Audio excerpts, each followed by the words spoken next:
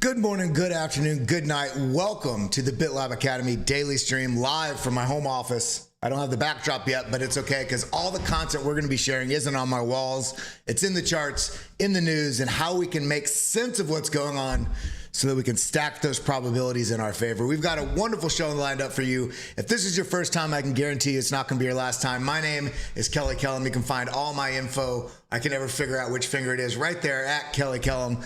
We got Mr. Bill Noble in the house today. We're going to be talking about a lot of the stuff that's going on in the market, and we're going to be breaking down some charts and try to figure out which way this cookie's going to crumble. So without any further ado, let's go ahead and jump in. Before we do that, though, make sure you hit that like button, hit that subscribe button, and ding that bell. Get involved in the chat. I see everybody. We're starting the stream at 10 o'clock every morning, and we really start getting going with the live stream here at 10:15. But it makes sense. It's good for you. It's a good investment of you and your time and in your community for you to be here early. We do some sometimes we do some special things for the early birds. You know, I pay attention more to what the call outs are for what's going on with is everything okay with the audio visual? I'm getting a bunch of dings in my ear. Let me just, okay. Oh, it must be. I'm going to turn off Discord because Discord's dinging in my ear. I don't remember what we're saying, but get here early. Invest in your community, and as I was saying, I didn't do it today, but I tend to ask. I'll do it right now because all of you that are here are still early. It's 78 people in the house. Throw in a couple coins, throw in 2 coins, each one of you, of what the charts you really would like us to pull up in the second half of the show.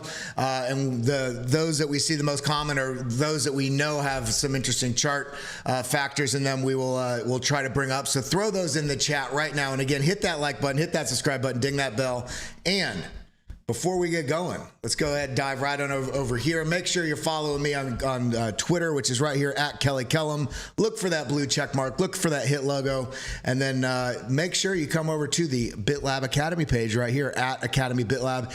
Hit that retweet button. Hit that like button. We will be doing a giveaway at the end of the show, and this is how you enter it. By participating in the community, because nothing in life is free. But gosh darn, it's easy to get stuff here from BitLab. It's all you have to do is participate. So big love to all of you that are here every day. I really appreciate you all. And then of course we got Mr. Bill Noble in the house. This is his Twitter page at crypto_noble. So without any further ado, how you doing, Billy boy? Good morning. I'm doing good. How are you? I'm doing good. You know, I slept well last night. I had a lot of stuff to do in my area, so I decided to do the home stream today. I hope there's not much of an echo because I haven't been able to sound treat or anything. I just put a noise gate on the mic, but I'm feeling good. Let's just kind of dive into it. What do you know, yesterday got all that news. There's a lot of speculation around what may be going on with Binance. Is this a canary in the coal mine, or is this something that is high speculation and sort of in a way, peak capitulation of staff at a company after a very uncertain time of kerfufflery? Okay, well, I like the idea with Binance of peak capitulation. If you look at, these executives, they're all like legal and compliance. And, I thought about it and I said, all right, why would you leave like the Binance corporate legal umbrella?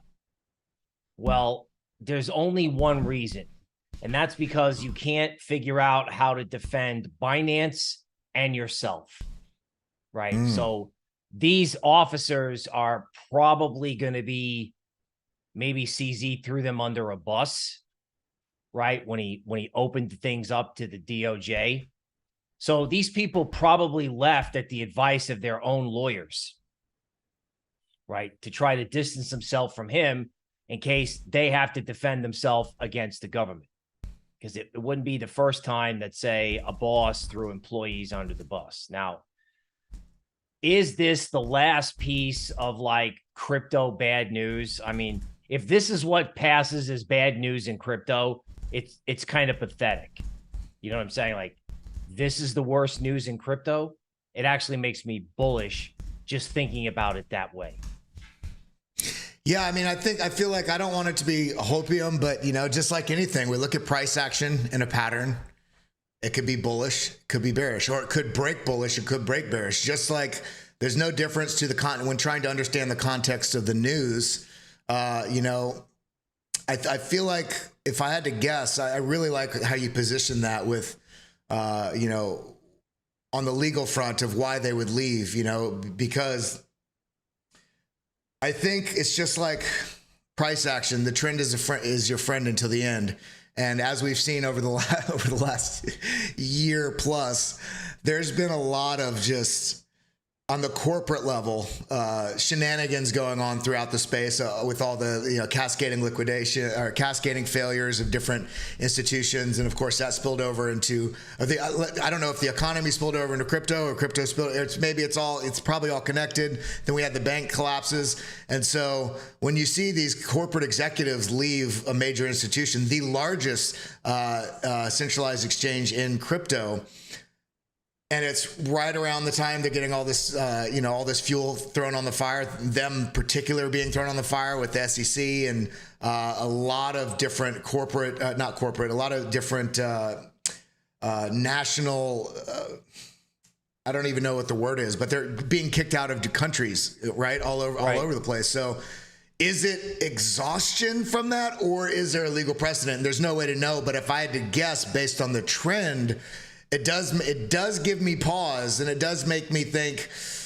I don't think it's not going to be the end of crypto, but there is a potential. And this is why I did the thumbnail today, 25K or 35K. And I don't mean that as ultimate price, but do you in your sort of vision of looking at the charts right now, do you see a potential, a somewhat relatively high potential of price action breaking back down and testing that 25K and potentially going lower if there's some more stuff that comes out with Binance or something else? Or do you feel like the fact that BlackRock ETF and the institutions now, we're seeing them sort of pile into, whether it be on the future side or actually, the stamp of approval from BlackRock indicating that a lot more corporate entities are going to be getting involved and family offices. Do you feel like this is going to provide opportunity with price coming down, and that new institutional money coming in will provide a floor at the 25K level? Or how do we make sense of this? Okay, so there's a lot to unpack there. If SBF is not going to do material jail time, because I understand a lot of charges have been dropped, I'm not really sure how CZ, who's not a U.S. citizen, the end of CZ may not be the end of Binance. Some of these executives may be leaving to defend themselves. Some of these executives may be leaving because the Department of Justice offered them deals to roll over on CZ. So, really that's the end of Binance. I hadn't considered that. Yeah. I mean, they're going to roll over on CZ. There was the same playbook with SBF, right? Everybody got off scot-free. The people who were probably really the guiltiest got off scot-free to try to roll over on the top guy. Now, I think with the launch of, the crypto exchange backed by Citadel, Fidelity, and Schwab, that's where a lot of institutional money is going to go. I mean, look at the insanity in Bitcoin Cash, right? Well, especially now that they have their ultimate stamp of approval, corporate institutional trading exchange, EDX. It's like that's right, they have the inside track with people they trust. So yeah, I mean, it's very interesting landscape right now. Right. So the end of Binance. Well, first of all, there is no end of Binance, right? Binance will be like any other financial institution that gets in trouble. They'll settle, they'll pay a big fine, and they'll carry on. Seriously. Like this whole thing was like, they're going to get CZ and it's the end of crypto. They were doing that in December, and crypto Twitter was actually cheering for it. I was like, oh my God, we've lost our mind. So Binance is not attached to the future of crypto, even though, of course, we don't want regulators pushing people around. Nobody in crypto wants that, but crypto's future goes beyond Binance. Now let's talk about BlackRock. So a BlackRock ETF as a headline looks good, right? It's positive. You can do a TikTok on it and, people will watch it. But I think a BlackRock spot ETF under the hood, it can give BlackRock some control in the event that there's a Bitcoin fork or they have to change the blockchain. So there's some subtle control features there that I think are not so great. But when you see BlackRock on the tape and you see all these companies applying all at once, like, is anyone asking the question? Gensler comes down on crypto to where you really do think crypto is going to go away, right? 67 coins, basically a diversified portfolio of Web3 that Gensler wants to take a dry board eraser and just erase them. And then everyone's applying for a Bitcoin ETF like 6 weeks later. Why? Well, because Fink from BlackRock and all these guys know that a fiat currency crisis is not only coming, but I would argue it's actually already started. Like a crisis across fiat. I think what's going on in France is a function of the failure of the euro. You know, I'm pretty sure I'm the only guy on the planet talking about that, which makes me feel good. Okay. A fiat currency crisis has started. It's slow moving, but it's happening. And that's why there's this underpinning bid to crypto. Like stocks go down, Bitcoin holds. Bonds go down, Bitcoin holds. Interest rates go up. We're worried about the Fed. Meh. Right? You know, altcoins, yeah, altcoins can't maintain a bid, but I mean, that's typical of the start of any new crypto cycle, right? Like altcoins just can't stand up to Bitcoin, but you just follow a strategy, right? You don't buy altcoins on up days. You know, you buy them on down days at the bottom of a perceived range. I got some charts we can talk about. Okay, but the new dawn of crypto is here, and the reasons for it are not totally apparent, but that's good. Now let's go back to 25 and 35.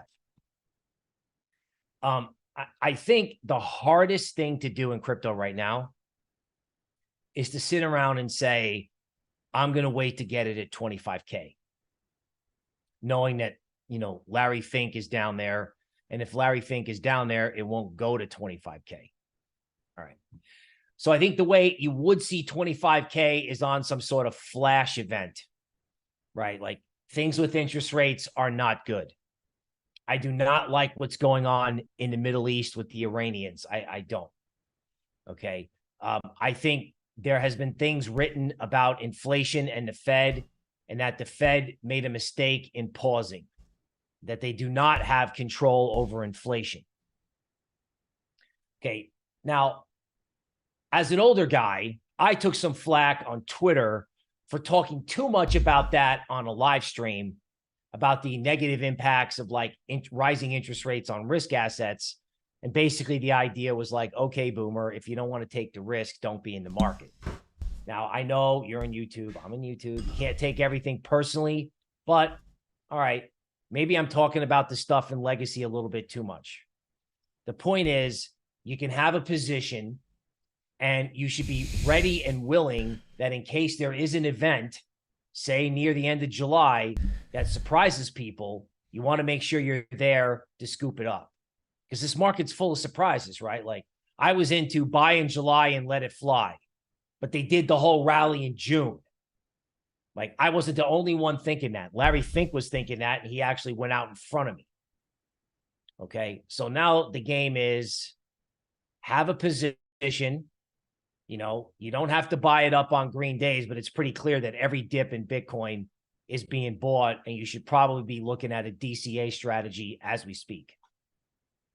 Yeah, I agree with that. I met with Gary Cardone yesterday. He and I talked for about an hour on Zoom, just private sort of conversation, a private meeting. But the topics we could talk about here, one of them was, you know, what we're thinking about the market right now. And Caleb Franzen also posted something of the same sentiment on his Twitter day, and that was, you know, I honestly think this. I'm not shilling Bitcoin by saying this. I think it's a greater risk not gaining exposure. My computer froze there for a second. It's a greater risk not gaining exposure to Bitcoin right now than selling it, trying to get lower prices or waiting for lower prices. Because when we do see the stamp of approval from the largest financial institution in the world, giving, you know, doing a press junket on it as well. Not only doing the spot ETF, I honestly believe that was it CNBC or whatever, MSNBC, wherever he did that press piece. I think that was honestly one of the most important events in the history of Bitcoin, not his spot ETF application, because what he did with that press junket was he was not only supporting an asset class that he is starting to move into, saying, everybody, we're going to have this. What he was doing was saying to everybody that was doubters that looks up to him because he is the leader of the most successful asset manager in the history of the world, other than the Rockefellers, right? And you know, it's like he's saying, this is a good asset. It's an international asset, and it's okay. Everybody start thinking about it. So he gave the stamp of approval for people, and that seed is not gonna sprout tomorrow. But the seed has been planted and been germinating for 14 years. But now what he's just done is let everybody know, hey, this is where the seed is. This is where you need to water. And so I honestly think that it's probably the most important event in terms of, I don't want to call it hyper Bitcoinization, but, really kicking the pants of adoption that's really going to, be underway over the course of the next, let's be honest, over the next 7 years. But it starts with these seeds sprouting, these family offices getting their knowledge base in order, start looking into it when they've been told, by Larry Fink himself, being told Bitcoin is an index for money laundering. Okay, this is bad. All the foot on the news, this is a bad thing. They've been ignoring it. It's been something not even on the horizon. It's been in a different universe. He just firmly planted Bitcoin in the laps of every financial institution in the world, saying this is something that you need to consider seriously. And I think for all of us right now, whether a price goes down to even levels below 15,000, my strategy, this is not financial advice for any of you out there. This is my strategy. Anywhere now at this level or below, I'm a net buyer. I am not trading this position down. So if I buy something and the price drops, I'm not frustrated whatsoever. I say I have another opportunity to lower my average entry. So I am a net buyer now, basically all the way through probably sometime in 2025, when I'll start looking at where I want to exit, take some profits and such. But what's your thoughts on that? Are you similar, or do you have some different characterizations? Okay, so let's talk about something that I learned about guys like Larry Fink when I was an analyst at Goldman. I was kind of a foot soldier analyst. I was popular in the sense that I was kind of like the underground newsletter at Goldman. But one of the things that I learned, it wasn't. Can you speak about that for just one moment? Because I want everybody to realize this. I think it's interesting nowadays. People hop into, and part of the function is social media and YouTube, and people jumping into Bitcoin, and they see other people doing TA, and so it feels like TA is this thing. But because you've brought this up before. Part of this underground newsletter thing was because you were doing some of this stuff that now feels like everybody should be doing it if they're in the markets, which is some basic level of TA. And people looked at you like you were reading bones on a Ouija board, back then, right? Right. Well, yeah, this is the history of technical analysis. I remember when I started at my first analytics job in crypto, and someone said TA to me, and I was like, what's TA? I'd never heard that before until I started in crypto. Right. So you were always a technical analyst. Right. And inside legacy investment banks, technical analysts were like, oh, yeah, the finance book says those guys don't know anything. But every time there was trouble, they're like, oh, my God, get the technical analyst. Like all the fundamental analysts that worked off spreadsheets and things like that, they would always be like, Bill, I got to do a presentation. What do you think? You know what I'm saying? Or they all had their own charts in the drawer. Well, it's almost like it was the equivalent to some people. It still is, but especially back, pre 2010, but especially pre 2000s. TA was like, it felt very similar to speaking about it. Felt very similar to walking up to somebody now and talking. What's your birth sign? I'm going to tell you about what your life path is. And whether or not people believe in that or not, there's strong correlations with some of those things, but especially in markets. Why does it act the way it does? I don't know. Why do trees organize themselves in the forest the same way the golden ratio of Fibonacci? And how the hell does that ratio also apply to a bounce in a market on a charts? Well, charts are driven by people. People are nature. People are part of nature. Nature is forest. So it's really hard to explain and understand, but we find correlations where we can, and when they have a historical impact of regularity over an X period amount of time at a high hit rate, it's like, why not utilize it? Right. The way Goldman used me was that they kept me outside the research department. I've actually been a remote employee since like 2000, right? In other words, I would get to read the research reports, but I wasn't considered a part of what the research department did on a day in and day out basis. So when people looked at my work or I presented, they sold me as like a siloed person that I was Goldman, but not Goldman. Right. So, through doing presentations, and that was a part of, that was YouTube back then, me going to conference rooms and presenting in front of hedge funds. And, when I would do these things, I learned that, hedge funds and big players know what's going to happen before it happens. We all sit around with the jobs number and go, well, is this jobs report fake? What's the real jobs number? What's the Fed really going to do? Well, guess what? Let me just tell you something for a fact. Larry Fink knows what the Fed's going to do. He knows whether or not there's going to be a dollar crisis or a crisis with treasuries or a crisis with real estate. Okay. So whatever there is to know, especially if the government is supposedly the only one who knows it, guess what? The government's not the only one who knows it. You can bet your bottom dollar that Larry Fink not only knows it, but he probably eats lunch with the guys who know it. Okay.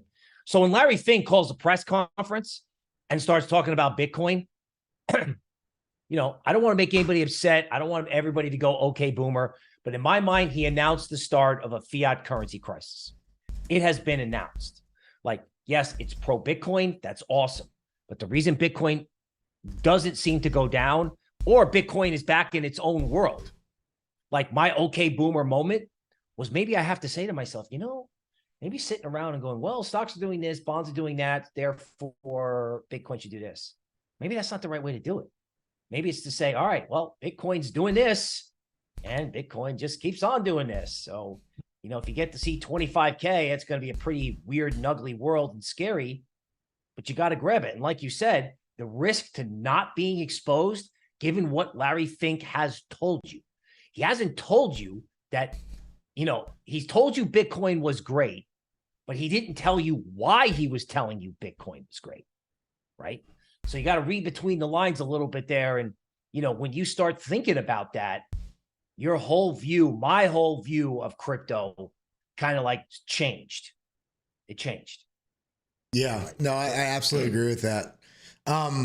But, everybody that's watching right now, if you haven't yet, make sure you're following Bill on his Twitter. You can see his @ symbol right there. And for everybody else, all of you that are watching, if you're watching anywhere else, we are going to be picking a winner. I have two picks here for Friday. I have basically a larger thing here. So make sure you head over the Twitter BitLab page here at Academy BitLab. Give us a follow, hit this retweet, hit this like button. This is how you get entered to win.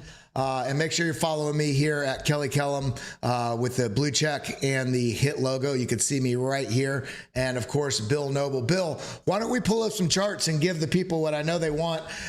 We have to force it down your throats, and I'm glad you're all patient, because we can't just talk about specifically what is going on in the chart 100% of the time, all the time, because in order to understand what's going on in the chart, we have to talk about some of the context of what is going, allow recording, there we go.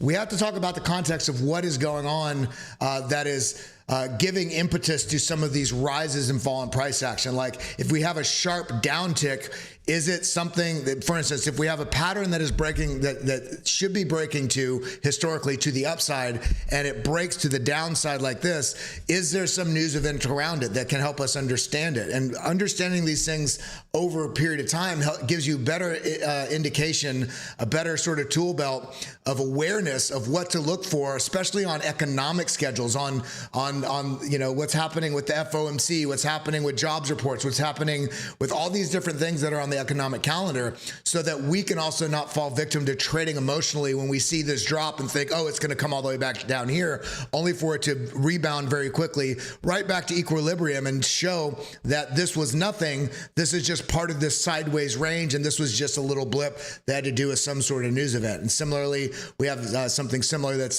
been going on the last day and a half from the different jobs numbers. But let's talk about a little bit of what's going on in the markets, and I'm going to throw it to you, Bill. What should we be looking at? What are you looking at? And we'll just kind of we'll freewheel it from here. Okay, so let's talk about what the summer of 2023 is most likely going to be known for. And I call it P&L destruction, right? Everyone's looking for a trend, and everyone knows a trend is coming, as we just discussed, right? But when everyone knows something is going to happen frequently, it can take a while. So this is Bitcoin. This is a 4-hour chart. And as you can see, people are buying ETF news on the 23rd at 31K, and they're puking it out at 29,500. And I mean, you know, this trade, you know, they did an emotional top and then a bottom, and it's just a box. Now, people at home are like, wow, Bill, that's not very exciting. But I'm like, well, when I draw these charts by hand, when ETH or Bitcoin make these sideways box formations, they're bullish. They're bullish. Now, you know, again, you know, ETH is not doing a good job of keeping up with Bitcoin, but that's to be expected. Honestly, at this point in the cycle, nothing beats Bitcoin. Nothing. Now, on this subject of Bitcoin, it is interesting that inside the Bitcoin complex, that's what I call it, like Litecoin and a lot of this stuff that's been recently released on a centralized exchange, is that, you know, this line down here in Litecoin, right around 94, okay, that's the 62% retracement of the last run up. So that means people are looking to buy on support, right? They're like, oh, okay, there's a support point. There's a DeMark 9 signal, which is, you know, that can be a bottom, just like it was a top up here. It's a quantitative technical analysis system. It was actually the original one. All right. So, you know, you use that visually, and people are buying down there, you know, at those levels. You know, now, if you look at, like, say, QNT, another interesting point, this is a 90-minute chart. Maybe I can take this into a 4-hour, okay, and put the fib numbers on it so you can see that done live. You know, I think QNT, okay, found support right on its 62% retracement, right? So QNT did this like choppy rally up. Whoops. Did this choppy rally up. Okay. And then, you know, it comes straight down off Gensler. And then I'm pretty sure, you know, anybody who studies candlesticks, that will get your attention, because that candlestick kind of engulfed 2 down candles. And, you know, if you can get a breakout above, say, 104 or 105, you know, this will create a kind of a bullish candlestick bottom. The bottom line is people are looking to buy crypto on support. Now, will they get stopped out? I don't know. I don't think so, because what I think can happen in crypto from now on is that as soon as the bond market closes, the thing that's holding crypto back, and I can go to PowerPoint and those charts if you want. I mean, the bond market and rising interest rates are the thing that keeps the lid on crypto. That's why crypto is going in this square range, waiting for the bond market to do its thing. We could talk about that. But when the bond market closes, crypto can go up. It's as simple as that. Now, if we, Now, if we go now to is the bond market, are you speaking relatively in the fact of this uncertain risk narrative that we're in right now, and people are liquidity is going to bonds because of the less advantageous to risk sort of narrative that we're in right now? okay, well, it may be something different. So let's just take a look. Let's just take a look at what's going on in the bond market, right? So this is the 30-year bond yield. Basically, you can think of it as the thing that determines the 30-year mortgage rate, right? So when people lose confidence in the US government or the Fed, or they just think interest rates should go up, all right, the yield on this thing goes up as bonds go down. So as you can see, this has been up only for 3 days. We're headed for 425 and possibly 477, right? The 10-year note, I mean, this is like basic stuff, right? You have a triangle, you have a breakout. The yield on the 10-year note could go to 4.5%. Right now it's at 408. Now, as you noted, if Bitcoin is going to go to 28 or 25K, it's going to be because people lose their mind about the integrity of our debt and interest rates go up. All right. So, that's out there, right? If there's a problem with risky assets, guess what? Bonds are now the riskier asset versus stocks. Stocks are kind of silly. I mean, if Apple's worth 3 trillion, what should Bitcoin be worth? So the thing that keeps crypto in this annoying range is a problem with US government credibility, both for the dollar and bonds. But that's short-term frustrating, but it's long-term bullish. Again, go back to Larry Fink, right? If I have that chart, you have that chart, everybody listening has that chart. Larry Fink has that chart and probably detailed from Janet Yellen herself about what could happen, right? So, it's almost like I'm changing my mind in a way. Higher interest rates give you a dip in crypto. Higher interest rates can hurt altcoins. So if you're going to hodl in altcoin, you best be prepared for volatility, right? But when it comes to Bitcoin, bad is good.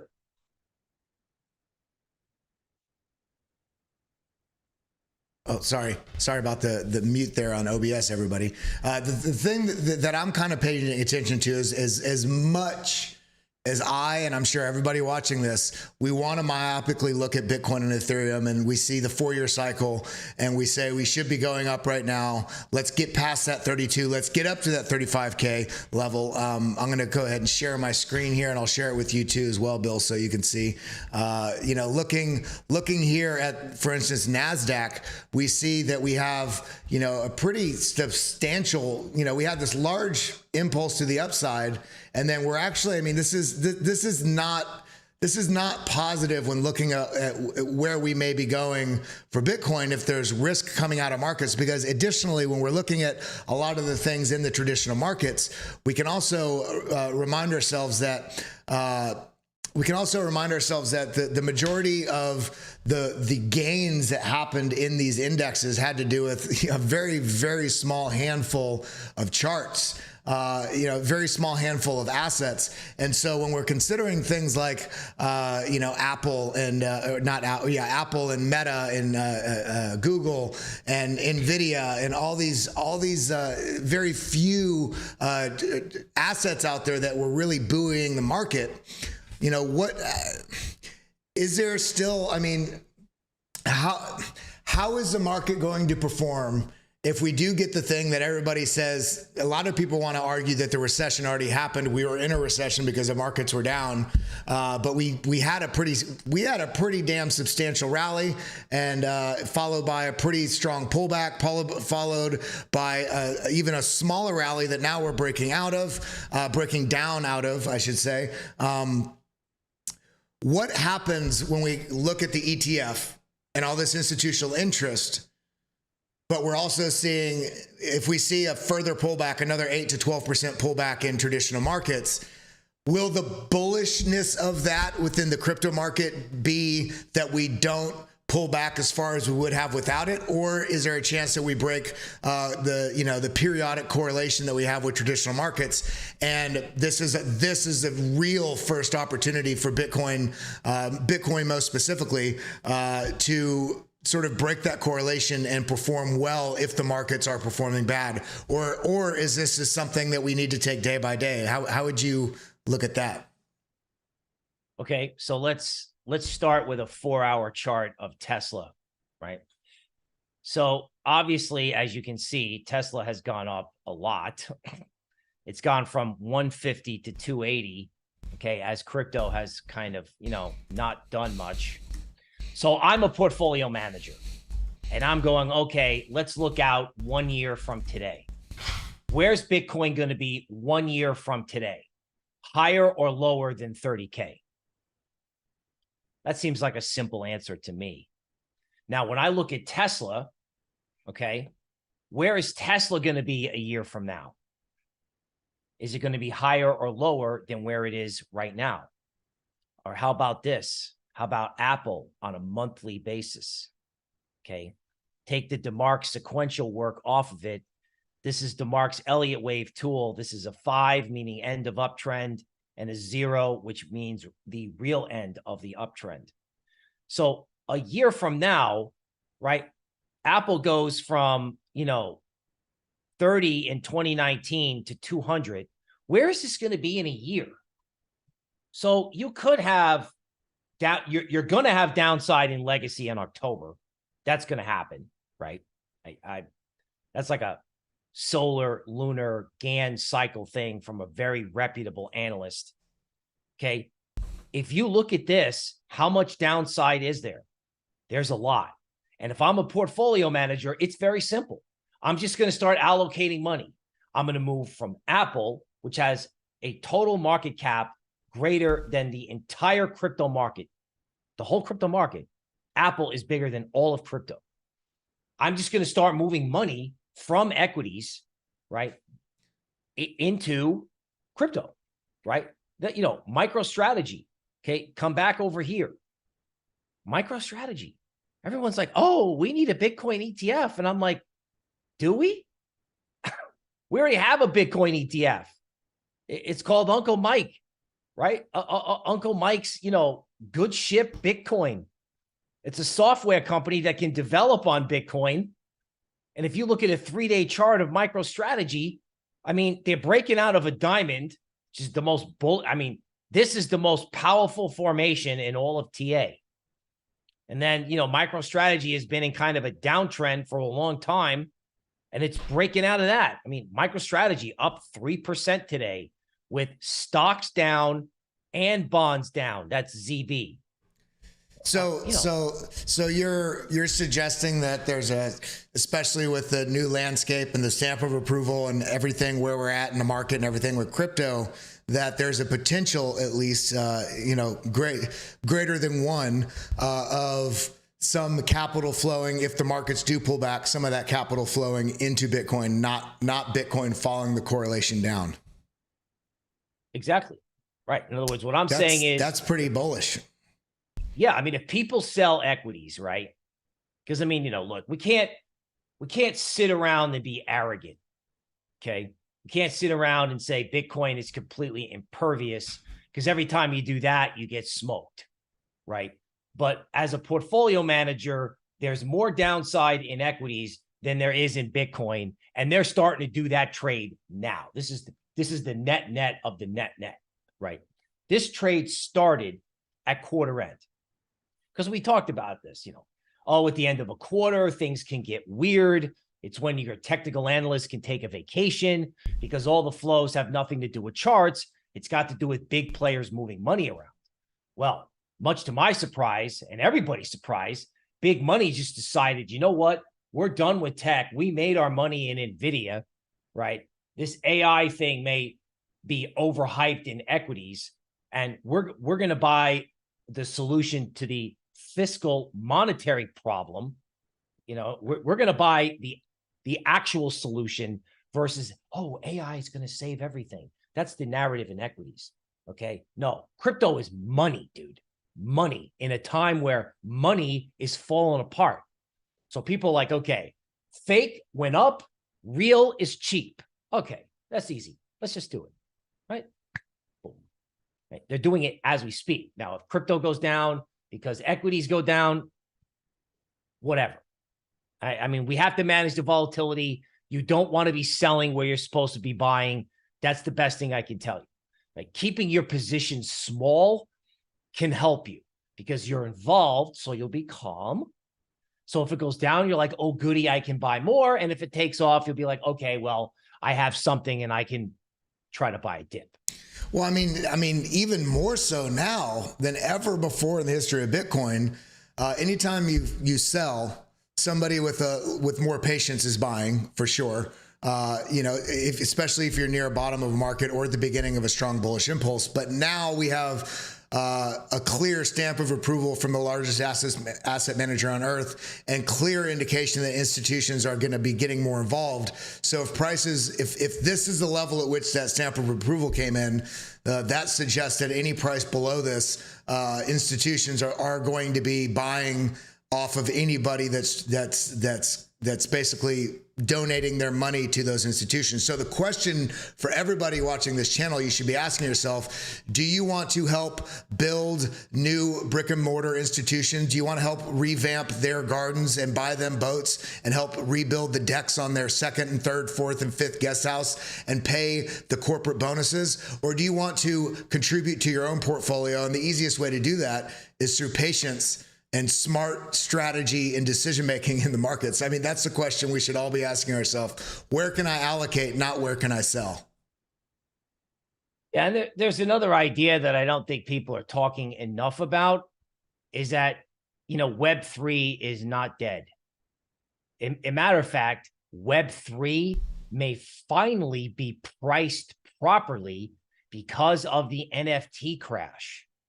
In other words, it's floor is falling out from everything right now. Yeah. Right. So, I mean, art and stocks are not correlated. So if stocks went up, art went down. Right. And all these major NFT projects, all these blue chip, right. This is the thing, rising in no speculative assets escapes the pain of rising interest rates. Okay. Well, NFTs were no different. So wouldn't it be funny if people were just indiscriminately puking NFTs, creating what can clearly be called revulsion in that market, right as you would want to be buying art ahead of a possible stock market problem in October? Well, that's Web interesting. Web3 is on sale. Let's pull up some Web3 charts. Some of let's see what assets you're looking at in that realm and get some signals. Okay. Everybody, while you're here, while he's pulling that up, make sure if you're watching on any other the spots that we stream that you're coming over to BitLab Academy, youtube.com/@BitLab Academy. Every one of you, we have 227 people in the room. Only 104 of you were raised well by your mother currently because you're not participating in an ecosystem that you're gaining something from, whether it's engagement, whether it's entertainment, whether it's actual knowledge here. If you're watching, then you get involved, hit that like button, join us here, join our community. Nobody that is a part of this community is a follower. You're all meaningful parts of this community. So hit that subscribe button and we're going to keep this going. It's back to you, Mr. So, yeah. All right. So, when you have quant, right? So this is actually 180 minutes. You have the 13 top here. That means exhaustion. You actually have the 13 and 9 top, which means double exhaustion. QNT goes from 112 to 102. And then all of a sudden you have a 13 bottom and then a green candle. So somebody's coming in. And one of the most ironic things about Web3 is what happened with Solana. So, you mentioned that technical analysts used to be guys who read, bones on a Ouija board, right? Or tea leaves is what they used to call us. All right. Well, I've actually gone in the direction. Bill, I'm just gonna this is a top story. Never mind. I saw somebody say, check the news. And when I pulled this up, it said BlackRock, it left, but it said BlackRock, Fidelity, and somebody else are doing I don't know if it's an emergency meeting, but they're doing a meeting with the SEC, but I don't think that was the news they were talking about. I read this wrong, but sorry, keep going. No, yeah, I'm sure they are doing an emergency meeting with the SEC because, you know, they're probably trying to convince the SEC that what they're being told by the Fed and the Treasury means that the SEC has to capitulate, right? In other words, the SEC is connected to the White House, right? Does the White House want to admit that a dollar-euro crisis has started? Of course not, right? So, you know, there's tension between the monetary side of the government and the sort of power structure. But I mean, if you look at Web3, now I know that there's a big venture capital firm that is going to have like a Solana unlock soon, but you know, I've got an analyst who is very outside the box. Her name's Toby. Okay. She's got some special abilities, much like the people who read the tea leaves. So I'm taking TA in many ways back to its origin. We worked together and she picked out Solana as a survivor from the Gensler bomb. And, you know, Solana has got a 13 top here. So this is probably a little bit emotional. Okay. So Solana is probably not a buy at 20, but it certainly was down here at 15 when everyone was giving up on it. And the fact that Solana could even do this is telling you something about Web3. Now, you know, speaking of Web3, how about Money 2.0?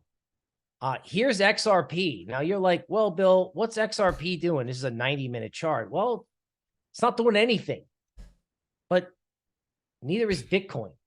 And when you see this thing sitting here in a range, you have to ask yourself, is this a consolidation to go up or is this a consolidation to go down? To me, this feels like a consolidation to go up because the whole thing is downward sloping, right? So this is not the best line drawing tool set, but you know, this thing in XRP, this like channel that it's trying to make. Okay. This feels like a flag and a flagpole. Okay. You go to Avalanche, which again has a security token function, right? Avalanche has done nothing. Avalanche is on sale. Avalanche was at 21. It's now sitting here at 12, right? So you're like, oh, well, there's no opportunity out there. Oh, I missed it all. Or, oh, you know, I'll never be able to get in on anything. Dude, I mean, this thing's been pushed out of a car. Now, is Avalanche going to go up today? I don't know. Is Avalanche going to go to 10 if things go to pieces in September or October? Maybe. But where's Avalanche going to be a year from now with a security token functionality, which, by the way, Larry Fink wants, because a security token allows him to get liquidity in assets like housing, you know, strange legacy instruments, certain types of bonds, venture capital, all this stuff, right? Larry wants more liquidity. He wants more liquidity. He wants more protection from a legacy meltdown. And Avalanche is going to be involved in that. So everyone's like, oh, I missed it. You know, like I was a big fan of Azuki, right? I was in NFT. I was at NFT LA when Azuki held a party that literally the whole world wanted to get into. You couldn't get in unless you had an Azuki NFT, and they did an NFT drop. They did a drop that was worth $400,000 to each holder. So that was the excess at the top of Azuki. And now I saw it the other day trading for 5 ETH. And I thought they were going to get into streetwear. Right? Yeah. In other words, everyone's like, oh, I missed it. Well, okay. Well, maybe there's some small NFT projects that are out there that you can now look at, right? Because what's the risk to a small project? What's the risk to an altcoin? A Bitcoin crash. Because if Bitcoin goes, everything goes. Well, if you're in NFTs, what's the risk? Well, that Azuki and Bored Ape go. Well, they already went. So what downside is there in small NFT projects that you might like? Now, I'm not an NFT expert, but again, normally you get a takeoff in a market right as people are they're just the revulsion, the morale. I mean, how did you feel at the bottom last year in December when they're hauling FTX off in cuffs and it looked like all this collateral from all these different failed entities was going to have to be liquidated in the open market. I mean, I was saying this is the end of the world. And yeah, I mean, there's definitely a strong feeling of this battle in myself of wanting to be bullish in terms of not bullish from the news, but bullish in the based on where we were in the cycle, that something was going to happen. But then looking at the news, looking at what was going on, and also the broader impact that FTX could have a lasting impact on the space. Because as you're saying, all the holdings they had, what was going to be liquidated, when the trust was going to come back. I was looking at it. Could this be a potential Mt. Gox moment where it's going to take a couple years for that to come back? So, starting, into December, into January, it was remarkable to see the massive pump that we got that really actually sustained. And to be frank, I almost posted this on my Twitter. I'm going to share my screen with you again, Bill, and I'm going to share this with everybody else as well. I just want to point this out to people. I almost posted this right here. Let me move. I can't see. There we go. Looking at this, if we were looking at just this right here and we didn't know what, say we didn't know what asset it was. We didn't know what time frame it was. And you're just looking at this, how would you characterize this movement right here? This is, this is clearly a bullish trend that is at a decision point. Which way is it going to go? We don't know, but you cannot deny that this setup is a bullish trend, and we clearly have a level here that we are fighting with right here. And this is not even accounting for zooming out like this and seeing, not only do we have this level here, we had a lot of price action in this level here. We zoom back out a little further, bounces at this level all the way across the board. So this level has been an important level for, this has been an important level for 903 days, and we wonder why. After 903 days, okay, we wonder why, why is this not breaking through immediately? Well, let's see right here. We went up and got rejected at this point immediately. So this right here, this is an absolute change of pace.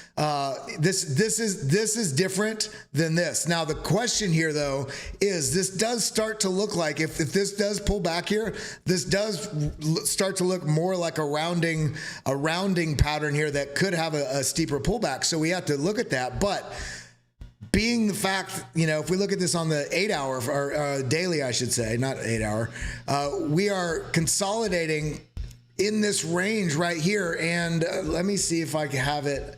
I believe I shared it. This right here, you talked about those consolidating sort of tops. Now, if we look at this first one here, we had a pretty far expansion above this zone and retrace to it.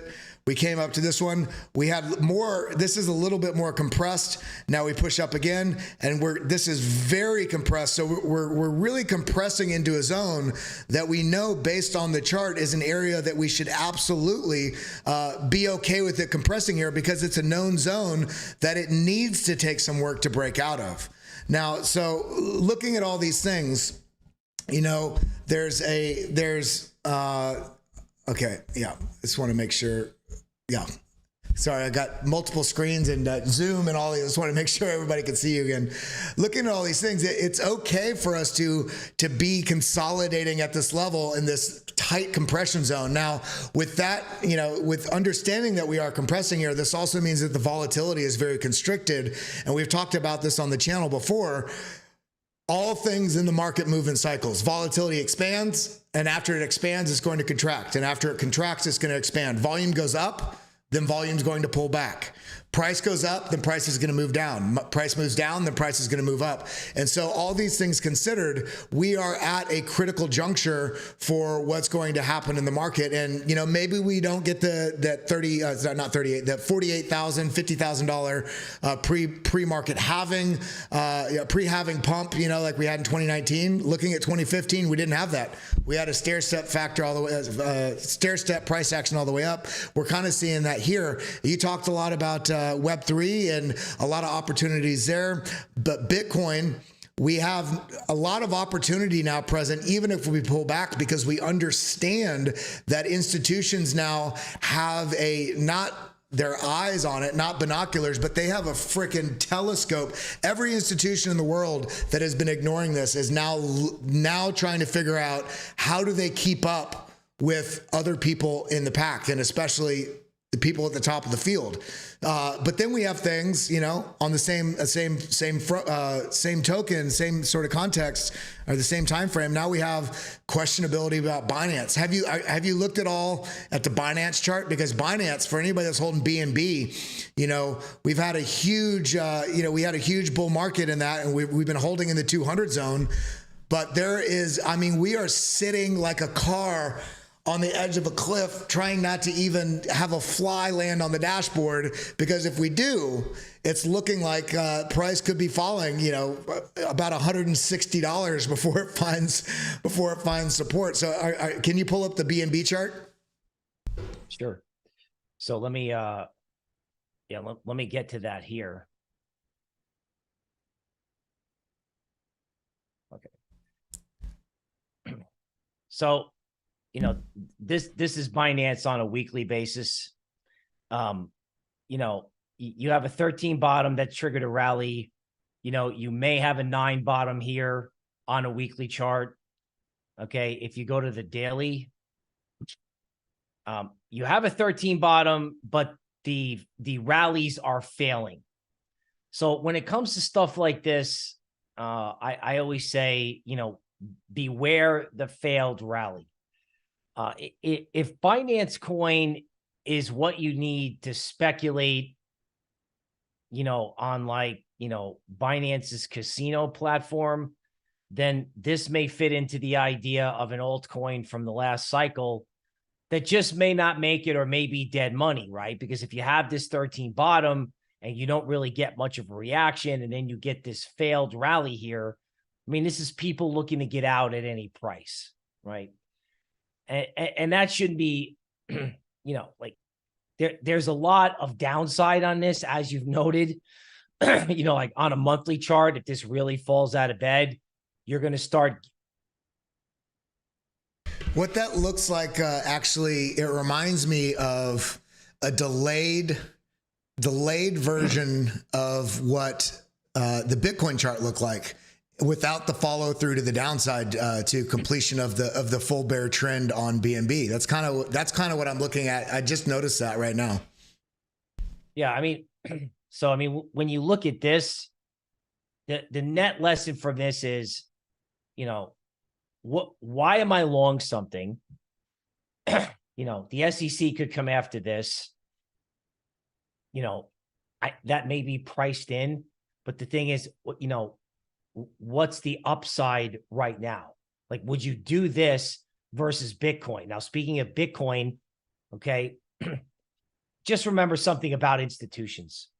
Institutions don't call press conferences and then buy. They buy and then they call press conferences, right? They have a bag. They have it on the balance sheet. You know, Fidelity's been mining Bitcoin since 2015. You know, if you look at the Bitcoin monthly chart, in stark contrast to Binance, you know, these little green numbers, they go from 1 to 9. So this could be an up month. August could be an up month. September could be an up month. Then you might have a correction in October that could be substantial. And then that's where the floor is in. And that's when the thing just basically smokes to the upside. That's when it all goes, you know, starts in October and it accelerates in December. This part of the trade over the summer, you know, it'll be difficult. Like, you know, you're going to have to be nimble. You're going to have to be smart. Okay. But, you know, when institutions call press conferences, they already own it. Yeah, I definitely see that. There's just so much question about everything going on in the market. I think if I were to say anything to anybody out there that's wondering what to do right now, there's never a bad time ever to be more patient. You know, sometimes the best thing to do is nothing at all, especially if you don't know what to do. And remember, in markets, you're trading with capital. You're not playing a game. If you're playing a game, don't relate it Don't relate it to your capital. Play a game on Xbox or on Microsoft Flight Simulator. Don't do it in the charts. Be more patient and ask yourself what your strategy is. If you're going to enter a trade, what is my exit strategy? Not just when am I going to get in? When am I going to get out? And how am I protecting this capital? And in so doing, part of that conversation with yourself should also be in that protecting of your capital. How am I hedging myself? Okay, if I'm buying crypto, and I don't mean Bitcoin, if I'm buying crypto, you know, mid caps, small caps, am I holding Bitcoin? If you're holding only micro cap coins, then you are, and I like some of them, you know, I hold some of them, but you are literally playing a game of lottery, expecting to win the lottery. And you know, it's more likely you're going to get bit by a shark than win the lottery, right? So I just want everybody to remember that. So we got a little bit more time here left, Bill. Do you have any, what else are you looking at in the markets? Okay, well, I've got something right here. You know, people can trade this through crypto. One of the reasons, you know, I think the best argument or the best way to teach people about, you know, why you have to be patient sometimes is like the candlestick chart is gold and the orange chart is Bitcoin. So normally they kind of move together, but Bitcoin just kind of took off and left gold in the dust. And gold is rallying today on the top of this regression channel, which has been quite handy, right? It's a function in TradingView. So, you know, gold may be the next thing to catch up to Bitcoin. And if gold catches up to Bitcoin, that can help Ethereum. Ethereum and precious metals, they go together, right? Ethereum hasn't done much versus Bitcoin. It's still underperforming today. But if gold catches up, ETH catches up. And I think one of the things that people have kind of, you know, under discussed is the fact that, you know, if altcoins languish, that money is not only going to go into Bitcoin, but it's also going to go into ETH. And I think the same institutions that are chasing Bitcoin are also going to start chasing gold with gusto. Now, is that sexy? Maybe, especially if it takes ETH with it. But what you want to keep an eye on, going back to what we said at the start of the show, is you want to keep an eye on this idea that a fiat currency crisis has started. In other words, if you just briefly talk about what happened in France, normally when you have like a weaker economic country, their currency would fall relative to a strong country and currency like Germany. But that can't happen because they've all got the same currency. France holds Germany's currency. Now, even if that doesn't make any sense, what does make sense is because they've all got the same fiat currency, there can't be an economic adjustment that helps the French people. And when the French people can't get help, what do? They lose their mind. So a crisis in the euro has started. Larry Fink has told you there's about to be a crisis in the dollar. Gold is about to tell you the same thing, okay? And Web3 is on sale. If you write those things down in a notebook, then turn the page and go, okay, now what's my plan? It becomes a little easier to make a plan if you translate these events, you know, and say, all right, yeah, wow, that's what that means. Now, what am I going to do? It's a whole new level of motivation. So you may not be motivated in gold, but if you see gold start following Bitcoin, then you know Larry Fink just told you a currency crisis has started. I like that. I hadn't really looked at that sort of that correlation as a signal before. That's really interesting. Yeah, I mean, are you excited about the next 18 months or are you frustrated with where we're at? All right, that's a really good question. So I'm excited that I'm in crypto. I'm glad I'm not in legacy anymore. Okay. You know, I have both the benefit of experience and the curse of experience, because whatever's going on in legacy is no bueno. In other words, I know that everyone in crypto is like, crypto will rise and I will have a Lamborghini and a girlfriend. You know what I'm saying? but you don't realize that, if that occurs, I don't know, you may be driving your Lambo to I don't know, like a food rationing delivery station where you get your rations for the week because something's happened in legacy. Yeah. So I'm not frustrated about crypto. I mean, people in crypto have been waiting since 2014. We can wait another 3 months, but legacy does keep me up at night, right? They're doling it out to the general public with Larry Fink and Bitcoin. Just remember, people, when you watch the news, nothing is what it seems. Nothing is what it seems. Yeah, news is all bought and paid for, and scripted. Have you seen?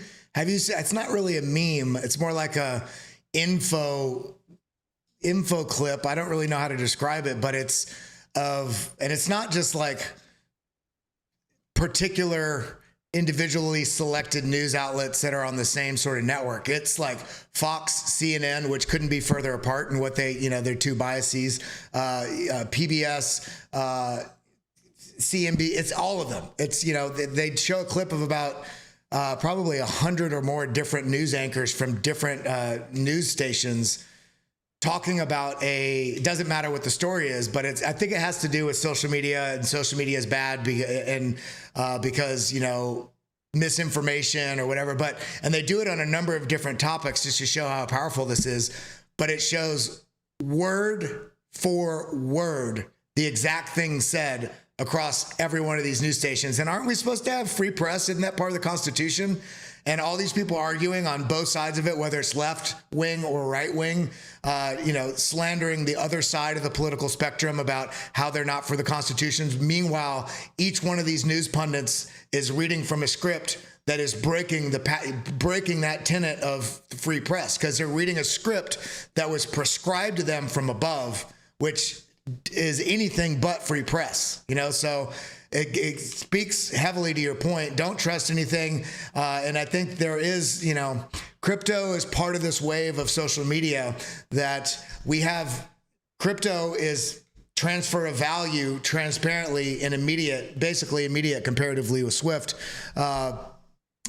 And whereas same thing with information now, why is everybody now all of a sudden so much more aware of what's going on with the devaluing of the dollar, with BRICS, with interest rates, with the Fed? It's because now we have an immediate, town hall with Twitter and with Facebook and with Instagram, whatever social media people are using.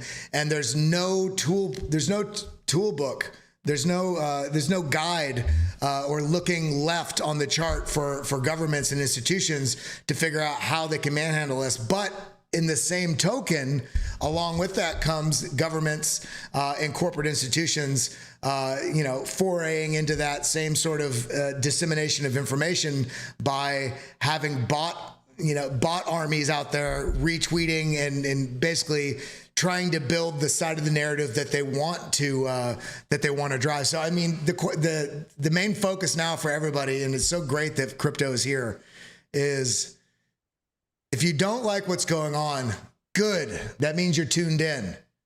But it also means don't be a damn vacuum chamber just repeating what you're seeing from somebody else online. Listen to 1,000 different people, read 1,000 different sources, and figure out what the hell you believe in and act on it. I can tell you right now, that's not going to really lend you to investing more of your money in the banking system and into corporate institutions. I guarantee you, without even looking at the fundamentals of crypto, it's going to drive you to at least find something that is a counterpoint to the legacy narrative that has driven us into this interesting hole. But with that being said, I do think that I saw a very interesting clip on social media the other day, and it was something, essentially it was framed what they're not telling you. And essentially what he did was, right now things feel darker than they've ever felt. But he basically brought up this all these data points, whether they're cherry picked or not. The data points that he cherry picked were important ones. How many wars are we in? How many people are in poverty? There was a long list of how many nuclear How many nuclear weapons are in the world? How many wars are we fighting currently globally? And basically, he was comparing what's the incarceration rate per 100,000 people, and it was all these things. And he basically pulled up the metrics for now, 2023. He pulled it up, I think it was like 15 years ago, and then again 30 years ago. And in reality, despite what the news media narrative says, because you open the news now and the world is freaking burning, almost dropped an F-bomb there.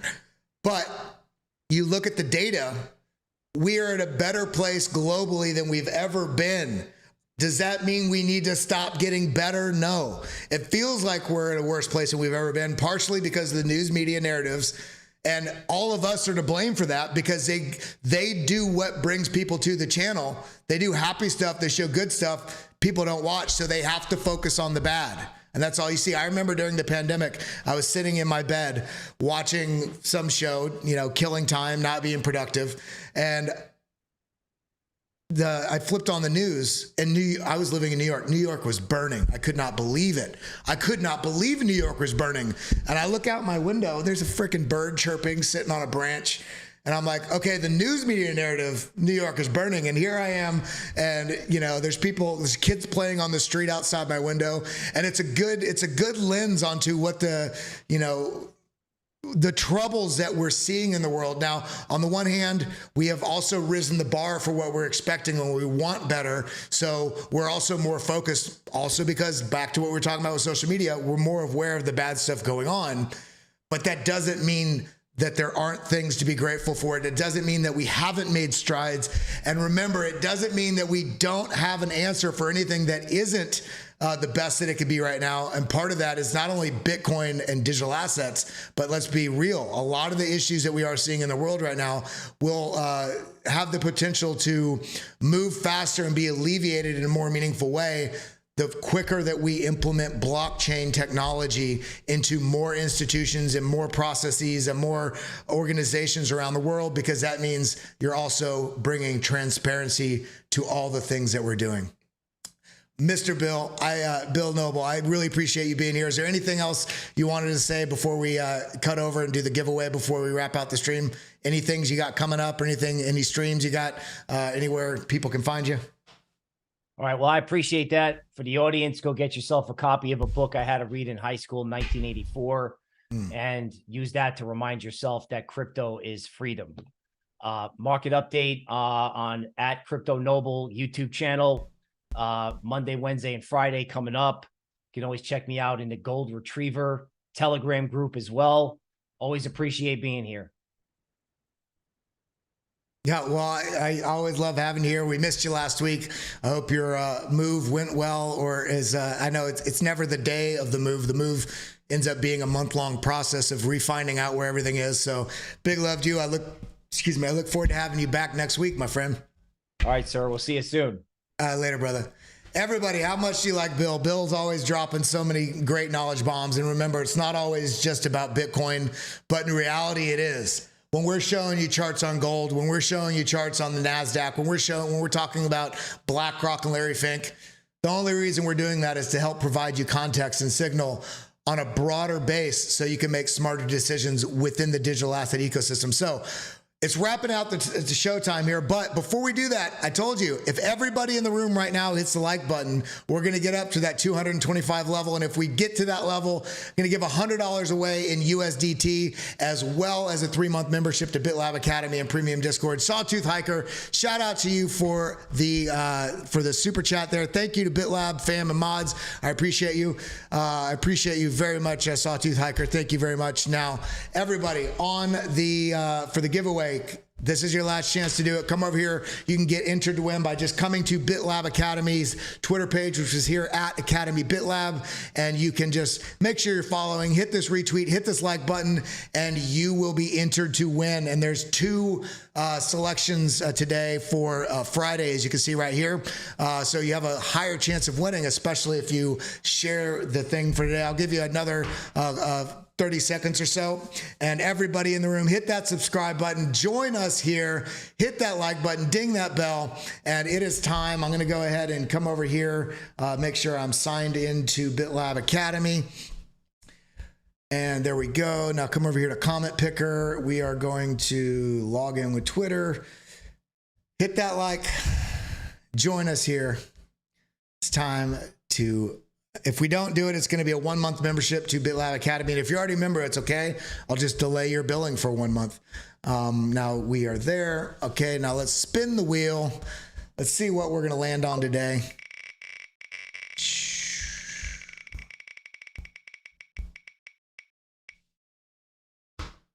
Oh, it's going to be Monday. All right, let's see what Monday was. What was Monday? By the way, if you all are not following Bill, make sure you go and follow Bill right here at crypto_noble. And we're going to Mondays. So what was the date on Monday? I don't even remember. 6 day. It's a 6th, 5th, 4th, 3rd, 2nd. It was the 2nd, July 2nd. The 3rd.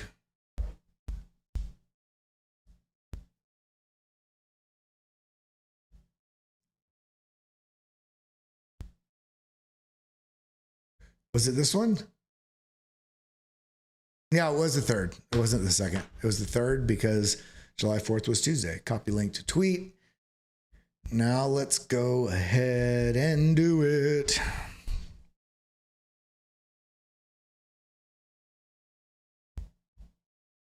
Get data. 26. Start. Let's see who won 1 month free membership to BitLab Academy. Randall, 01365554. All right, I'm gonna reach out to you, and Matt Lane, if you're in the house, I've been a little flummoxed the last couple of days, but I sent a message out to our finance guy today, so you should be all taken care of from last week's giveaway. And everybody else, I love you. I appreciate you. I hope you all have a wonderful weekend. By the way, next week we're going to be starting to do some afternoon content as well. And by the way, I did a great interview yesterday. Really enjoyed the conversation with Dr. Jeff Ross, who's an asset manager, hedge fund owner, really smart and well-known guy in the crypto space. It's going to be released on BitBoy Crypto, a shortened version. The full-length version of that's going to, of course, be released here on BitLab Academy. And with that being said, make sure you're giving me a follow over here on, where am I at? Right here at Kelly Kellam. Look for that blue check. Look for the hit logo, KELOY, KELLAM. Make sure you're following BitLab Academy at Academy BitLab. And everybody that's watching somewhere else, make sure you head over to youtube.com/at BitLab Academy. With that, I hope you all have a wonderful day. Big love to you. Alex and Brad, I think Brad may be joining us too. Alex and Brad will be meeting after the stream. I'll see you all in the next episode. Adios, muchachos. Thank you for coming. Thank you for always tuning in. BitLabacademy.com. Hit that like button, sucker.